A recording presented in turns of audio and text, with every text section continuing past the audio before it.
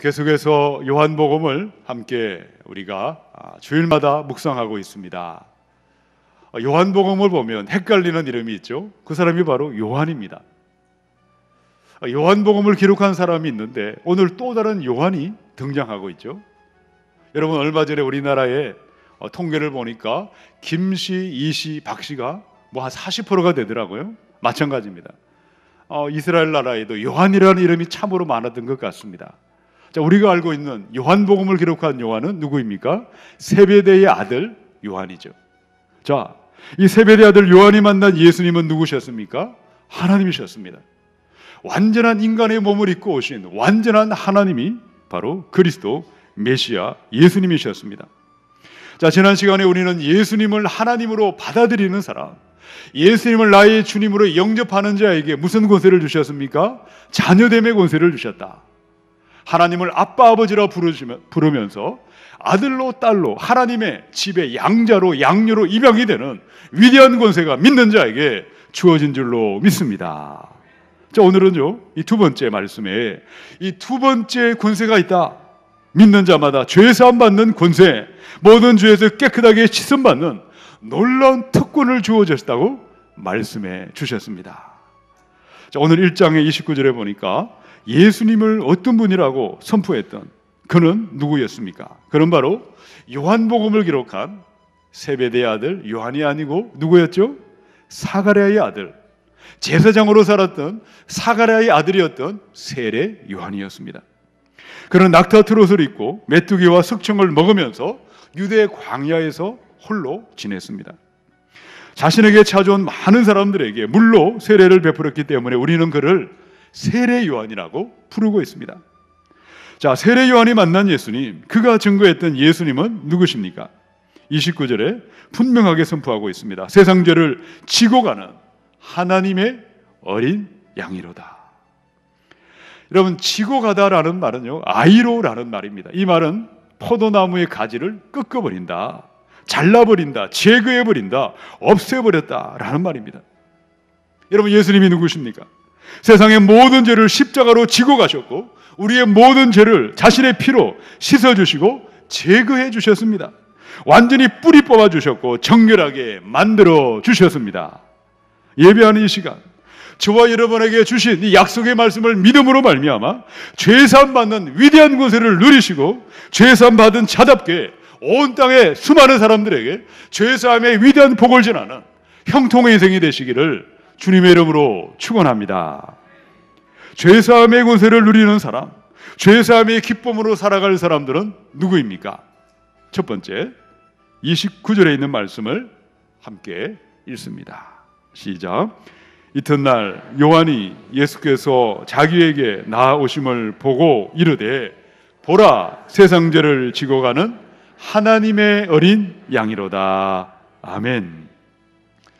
세례 요한은 광야에 살면서 말씀을 한 가지 주제만을 선포했죠. 회개하라, 천국이 가까이 왔느니라. 죄에서 떠나라, 죄에서 돌이키라, 돌아서라고 선포했습니다. 많은 사람들이 자기 죄를 뉘우치면서 회개하면서 요한에게 찾아왔습니다. 요한은 요단강에서 백성의 죄를 씻는 예식인 몸에 물을 뿌리는 세례 예식을 거행했습니다. 하루는 한 청년이 찾아왔는데 누구였습니까? 예수님이셨습니다. 예수님께서 이스라엘의 선지자에게, 위대한 사명자에게 직접 우리 주님이 그에게 찾아가신 것입니다. 그런데 예수님은 요한만이 아니라 수많은 사람들, 자신의 죄로 울고 있는 사람, 상처받아 고통하는 사람, 어둠 속에 있는 수많은 사람들에게도 동일하게 우리 주님이 직접 그들에게 찾아가셨습니다. 이 시간 우리 예수님께서 저와 여러분의 가정에도 찾아오시고 저와 여러분의 심령마다 친히 찾아오시는 줄로 믿습니다. 사람을 찾아가신 예수님, 여러분, 예수님이 찾아가신 곳은 어디였습니까? 영광을 받는 자리, 높임을 받는 자리, 대단한 자리가 아니었습니다. 죄인들이 세례받는 자리. 예수님은 인간의 죄를 대신 지시기 위해서 죄가 없으신 분이 스스로 죄인의 자리로 낮아지시고 낮아지셔서 그곳을 친히 찾아가신 것입니다. 자, 29절에 보니까 예수님을 만난 요한의 첫 마디가 무엇이었습니까? 보라, 세상 죄를 지고 가는 하나님의 어린 양이로다. 여러분, 요한을 무엇을 보았고 무엇을 들었기에 예수가 하나님의 아들이고 세상에 오신 하나님이라고 증거했습니까? 우리가 31절과 33절을 보십시오. 요한은 예수님을 잘 알지 못했습니다. 나도 그를 알지 못하였지만, 그런데 나에게 찾아오신 예수님의 얼굴을 보고 예수님의 마음을 보고 예수님의 얼굴을 대면하고 보니 그는 진실로 하나님의 아들이다. 세상의 죄를 지고 가는 하나님의 어린 양이로다.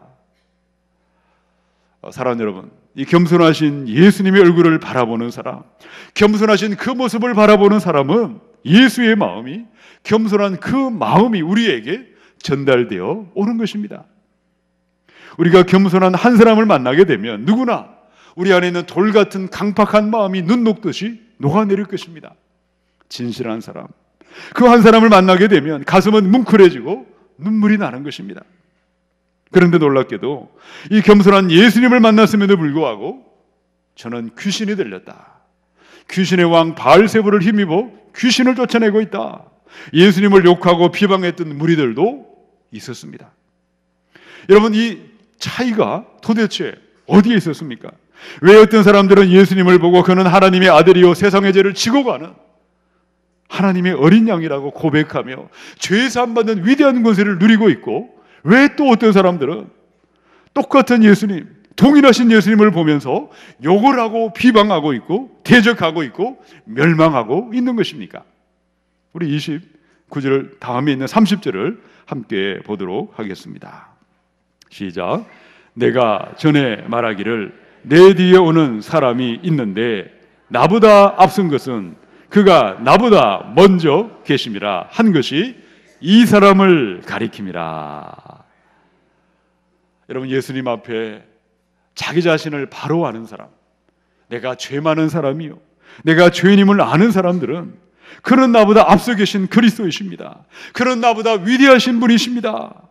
겸손함으로 예수님을 높이게 되는 것이고, 그로 말미암아 죄사함의 권세가 그들에게 주어지게 되는 것입니다. 그런데 죄인인 것을 인정하지 않는 많은 사람들이 있죠. 예수 앞에 나아가면서 거룩한 척, 경건한 척, 꾸미고 포장하는 사람들, 아무리 겸손한 예수님을 만나고 예수의 말씀을 들어도 마음에는 감동이 없습니다. 오히려 예수님을 욕하고 비방하고 예수님을 대적하고 만나는 것입니다. 여러분, 성경에 보면 많은 바리새인들과 많은 종교 지도자들이 태어나서부터 수천 번, 수만 번 예배를 드렸습니다. 수만 번 말씀을 들었습니다. 아무리 많은 거룩한 종교 행위를 해도 그들이 하나님 앞에 정직하고 진실한 마음으로 나아가지 않는다면 수백 번 죽었다 깨어나도 그들에게 예수님은 하나님의 어린 양이 될 수가 없고 하나님의 그리스도로 다가올 수가 없었다는 것입니다.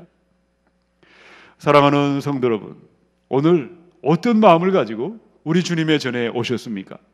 어떤 마음으로 예배의 자리에 나오셨습니까?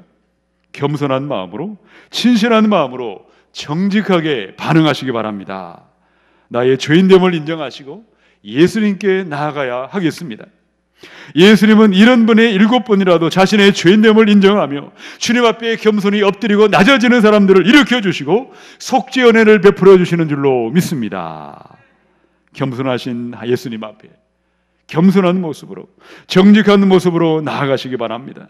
나의 죄를 포장하지 마시고, 나의 죄를 꾸미지 마시고, 나의 죄를 꼭꼭 숨겨두지 마시고, 나의 죄를 인정하고 드러내고 십자가 앞에 내려놓음으로 말미암아 죄사함 받는 위대한 권세, 놀라운 권세가 여러분의 삶에 시작되시기를 주님의 이름으로 축원합니다. 누가복음의 7장 48절입니다. 이에 여자에게 이르시되 내 죄사함을 받았느니라. 여러분, 누가복음의 7장에 보면 우리 예수님이 한 바리새인의 집에서 식사 대접을 받고 있었습니다. 이 바리새인이 예수님을 자신의 집에 초청을 했는데, 그런데 초대도 하지 않은 한 여자가 찾아왔습니다. 이 여자는 자신의 죄인됨을 알고 자신의 악함을 알고 우리 주님 앞에 감히 나아가지도 못하고 주님의 뒤에 서서 우리 주님의 발 곁에서 울면서 눈물로 그 발을 적시며 머리털로 씻고 그 발에 입을 맞추며 가장 귀한 향료컵을 깨뜨려 예수의 발에 부었습니다. 그런데 예수님을 초대했던 바리새인은 이 여인을 향해서 정죄했습니다. 아니, 어떻게 이 죄 많은 여자가 우리 집에 올 수가 있느냐? 세상의 기준과 세상의 잣대를 가지고 여인을 판단하고 정죄했습니다. 여러분, 그때 예수님이 누구에게 죄사함의 권세가 임했다고 말씀하고 있습니까? 자신의 거룩함과 자신의 의를 드러내었던 바리새인이 아니었습니다. 우리 예수님 앞에 겸손한 마음으로, 정직한 마음으로 나의 죄인됨을 알고 인정하며 고백하며 엎드렸던 이 여인에게 죄사함 받는 위대한 권세가 임한 줄로 믿습니다. 이 시간 예배하는 저와 여러분의 심령 가운데 깊은 곳에 숨겨진 죄악이 있습니까? 불의와 추악과 탐욕과 악의와 시기, 살인, 분쟁, 사기, 악독, 수근수근거림, 비방, 능욕, 교만, 음행, 우상숭배, 우리의 모든 죄악을 낱낱이 십자가 앞에 가져가셔서 내려놓으시고 십자가 앞에 우리 하나님의 주의 보혈을 의지하여 하나님 앞에 나아가시기 바랍니다. 그래야 세상죄를 지고 가는 예수의 보혈의 피의 권세로 말미암아 죄산 받는 위대한 은혜가 오늘 여러분의 가정, 여러분의 삶에 오늘 이 시간 임할 수 있기를 우리 주님의 이름으로 축원합니다. 죄사함 받는 권세를 누리면서 이 죄사함의 복을 온 땅에 전하는 사람들은 누구입니까? 우리 두 번째 31절을 같이 읽습니다. 시작. 나도 그를 알지 못하였으나 내가 와서 물로 세례를 베푸는 것은 그를 이스라엘에 나타내려 함이라 하니라. 아멘. 우리 예수님이 친히 세례 요한을 찾아가셨습니다. 여러분, 세상에는요 신분이 낮은 사람이 높은 사람을 찾아가지 않습니까? 그런데 예수님은 하나님이신데, 죄가 없으신 분이신데 스스로 낮은 곳에 내려가셔서 사람을 찾아가셨고 죄인의 자리로 내려가신 것입니다. 거룩하신 하나님이 죄인들을 위하여 죄인이 받던 세례를 받기 위해 요단강으로 몸소 찾아가셨습니다. 허물 많은 죄인을 찾아오신 예수님, 이 겸손하신 예수님을 만난 요한의 고백은 무엇입니까? 예수님은 세상의 죄를 제거하는, 세상의 죄를 없애버리시는 하나님의 어린 양이시다. 자, 31절을 보니까 나는 왜 살아가고 있는가? 내가 왜 지금 호흡하고 숨쉬고 먹고 마시고 살아가야 하는가? 세례 요한이 자신의 사명과 자신의 삶의 목적에 대해서 이야기해 주었습니다. 여러분, 요한이 살아가는 삶의 목적은 어디에 있었습니까? 31절에 보니까 나도 그를 알지 못하였으나 내가 와서 물로 세례를 베푸는 것은 예수님을 이스라엘 가운데 나타내려 하기 위함이니라. 요한은 자기를 드러내고 자기를 높이고 자기 영광을 위해서 광야로 간 것이 아니었죠. 많은 사람들은 혹시 그가 그리스도가 아닌가 호기심을 가지고 요한에게 찾아왔습니다. 그러나 나는 그리스도가 아니다. 나는 주님의 오심을 준비하는 광야에 외치는 소리다. 그는 흥하여야 하겠고 나는 쇠하여야 하리라. 요한은 예수님만을 나타내기 위해서 바람처럼 왔다가 바람처럼 사라졌습니다. 여러분, 세상 죄를 지고 가는 예수님을 만난 사람, 죄산 받은 자의 모습은 어때야 합니까? 예수님을 나타내기 위해서 살아가는 것입니다. 세례 요한은 하루하루 주 오심을 기다렸습니다. 광야에서 그리스도를 기다렸습니다. 묵묵히 세례주는 자신의 사명, 광야의 사명을 감당하고 있다가 어느 날 나에게 찾아오신 예수님을 만났고 예수님이 하나님의 아들 되시고 세상의 구세주가 되시는 어린 양 되심을 온 땅에 선포했던 것입니다. 이 시간 우리 예수님을 알고 있는 저와 여러분의 모습은 어떠하십니까? 우리는 예수님이 하나님으로 믿고 영접하여 자녀됨의 권세를 받았습니다. 예수님은 구세주로, 세상의 재림주로, 심판주로 하늘 구름을 타시고 이 땅에 다시 오실 것이다. 도적처럼 임할 것을 알고 있고 믿고 있고 가르치고 있고 그렇게 예비하고 있습니다. 그런데 우리의 삶은 과연 무엇을 위해 살고 있고 과연 주님을 드러내기 위해서 살고 있는지, 아니면 나를 드러내기 위해서 살고 있는지 성경은 우리에게 질문하고 도전하고 있습니다. 여러분, 요한복음의 5장의 44절입니다. 너희가 서로 영광을 취하고 유일하신 하나님께로부터 오는 영광은 구하지 아니하니 어찌 나를 믿을 수 있느냐? 여러분, 많은 사람들이 예수님도 알았지만 예수님의 영광을 이야기는 했지만 예수의 영광이 아니라 자기 영광을 구하고 자기 이름을 높이고 자기의 자신을 위해서 살아갔습니다. 그들에게 속죄 안 받은 은혜, 자녀됨의 위대한 권세는 아무것도 아니었습니다. 혹시 여러분에게 죄사함 받은 이 권세, 하나님의 자녀됨의 이 권세가 여러분의 세상에 가지고 있는 어떤 것보다 어느 정도의 가치를 차지하고 계십니까? 여러분이 가지고 있는 통장의 돈과 여러분이 가지고 있는 재산과 재물보다 죄사함 받은 권세, 자녀됨의 권세가 너무나 미약하고 하찮게 보이고 아무것도 아닌 것처럼 보이는 분이 혹시 계십니까? 그들에게 예수님의 영광을 위한 삶은 찾아볼 수가 없는 것입니다. 사랑하는 성도 여러분, 죄사함의 권세를 받은 사람들, 죄사함의 감격을 잊어버릴 수 없는 사람들은 자기를 드러내고 자기를 높이고 자기 영광을 구할 수가 없는 것입니다. 죄사함의 감격으로 죄사함의 은혜를 감수하며 예수님의 영광을 드러내고 주님을 높이기 위하여 살아가야 할 줄로 믿습니다. 저와 여러분 가운데 죄사함의 감동이 다시금 살아나고 죄사함의 권세를 확신하시며 온 땅에 이 죄사함 받은 자답게 하나님이신 예수만을 드러내며 나아가시기를 우리 주님의 이름으로 축원합니다. 디모데후서 2장의 16절 17절입니다. 망령되고 헛된 말을 버리라. 그들은 경건하지 아니하며 점점 나아가느니 그들의 말은 악성 종양이 퍼져나감과 같은데 그 중에 후메네오와 빌레도가 있느니라. 여러분, 후메네오와 빌레도를 꼭 기억하시기 바랍니다.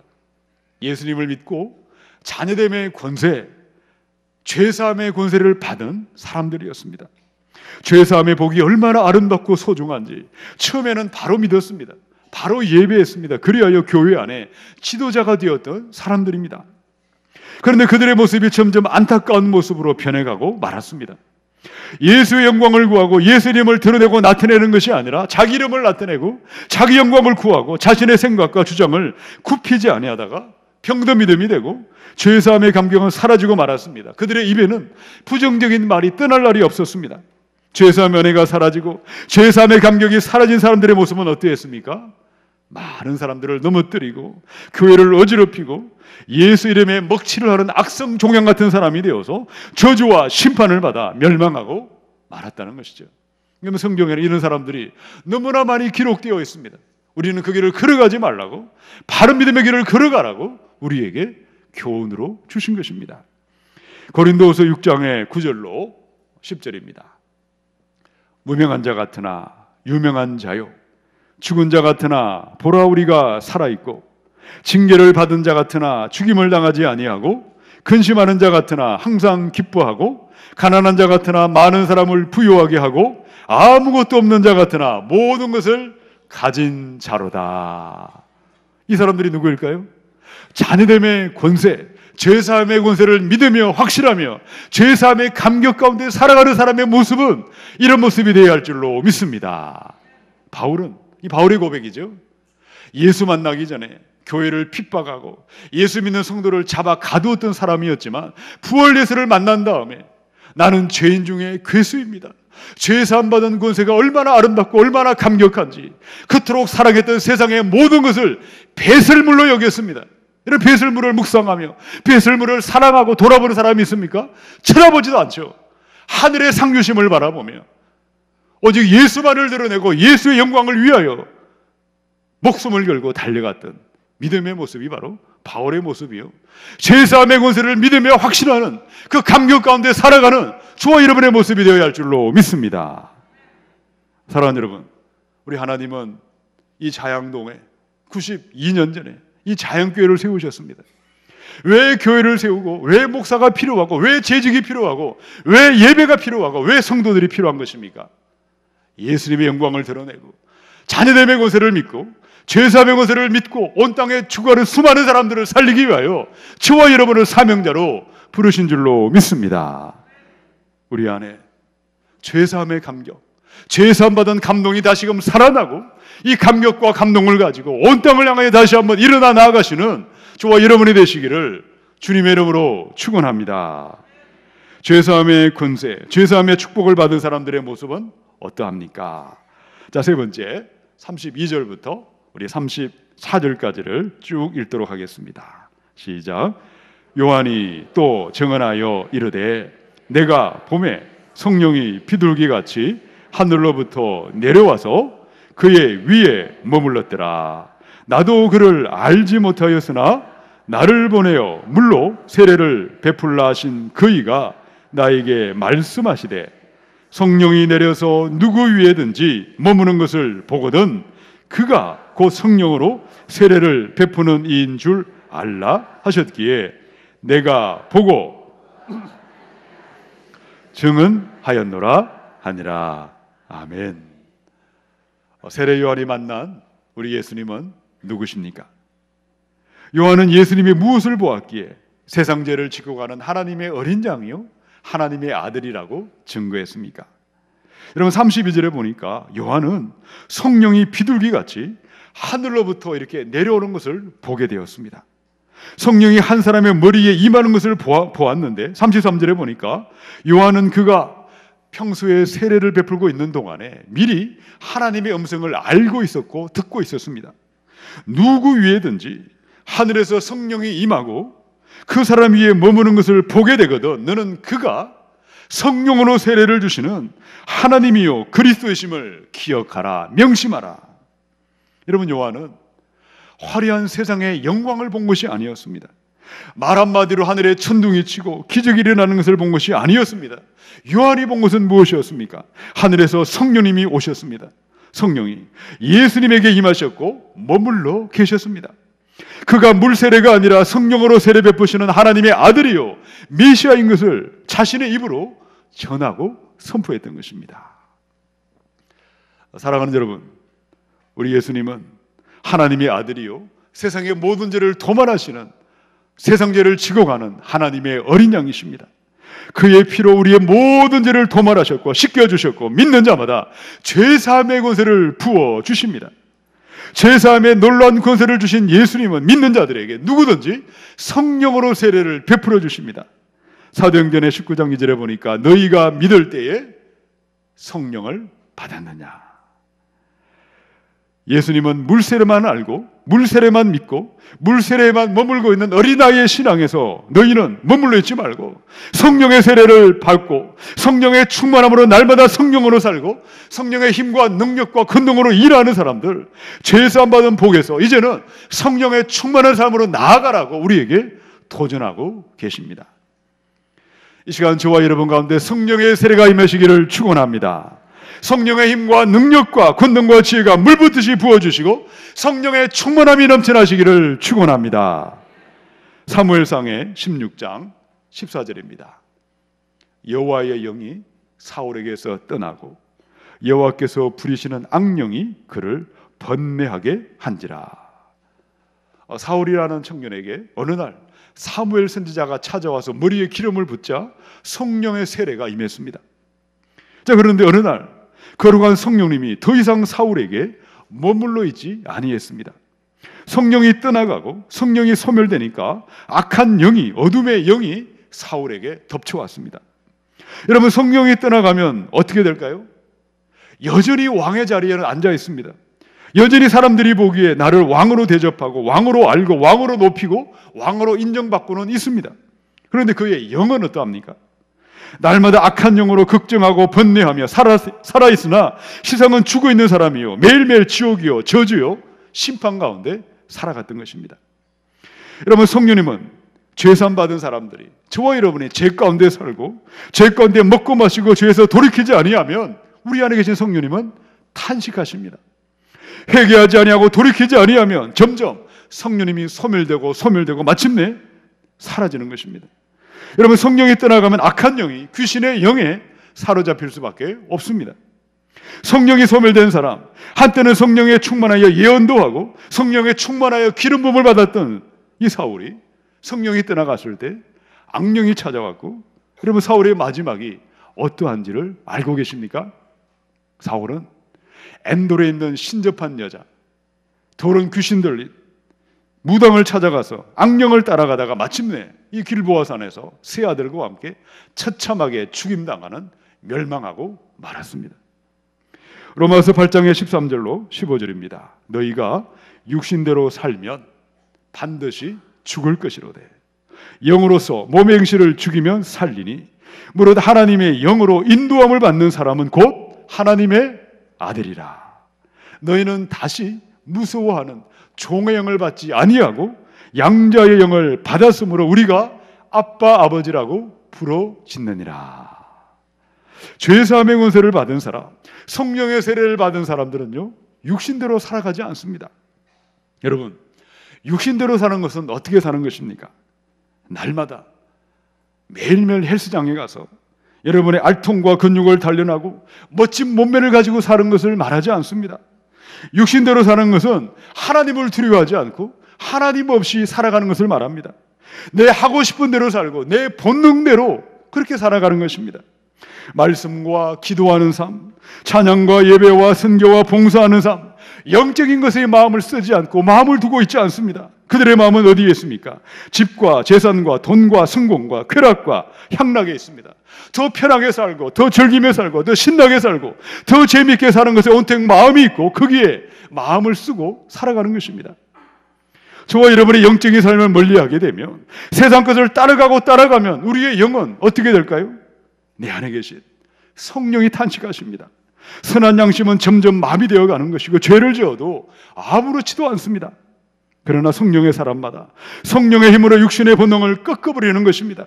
성령을 갈망하고 성령을 기뻐하고 성령을 환영하며 기도함으로 말미암아 성령의 뜻을 묻고 듣고 따라가는 사람이 하나님의 아들이요 딸이요 자녀됨의 권세를 받은 사람이요 죄사함의 권세를 받은 축복의 인생인 줄로 믿습니다. 사랑하는 여러분, 사슴이 신의 문을 찾는 애타는 마음을 가지고 성령님을 갈망하시기 바랍니다. 금과 은과 세상의 쾌락을 갈망하지 마시고 마셔도 채울 수 없는 바닷물 같은 세상 것을 갈망하는 것이 아니라 하나님의 성령을 사모하시고 성령을 갈망하시고 성령을 기뻐하시고 성령께 순종하심으로 죄사함의 감격을 가지시고 온 땅에 있는 수많은 사람들을 생명과 하나님의 죄사함의 축복으로 초대하시는 주와 여러분이 되시기를 주님의 이름으로 축원합니다. 베드로전서의 말씀을 읽고 오늘의 말씀을 마치겠습니다. 베드로전서 1장의 18절, 19절을 함께 읽습니다. 시작. 너희가 알거니와 너희 조상이 물려준 헛된 행실에서 대속함을 받은 것은 은이나 금같이 없어질 것으로 된 것이 아니요 오직 흠없고 점없는 어린 양 같은 그리스도의 보배로운 피로 된 것이니라. 아멘. 십자가에 찢기신 예수의 보혈이 나 같은 죄인에게 죄사함의 권세, 위대한 권세를 주셨습니다. 사랑하는 여러분, 또다시 우리는 추석 명절을 맞이했습니다. 이 명절을 맞이하면 내가 먼저 죄사함의 권세를 확신하시고 죄사함의 감격을 회복하셔서 여전히 죄 가운데 있는 나의 부모, 형제, 아들, 딸, 일가 친척들, 내가 아는 수많은 사람들에게 예수의 보혈로 어린 양의 십자가의 피로 말미암아 모든 죄를 도말하신 죄사함의 은혜의 복음을 우리 가족에게 전하는, 그들도 살게 하는 최고의 명절이 되시고 복된 인생으로 일어나시기를 우리 주님의 이름으로 축원합니다.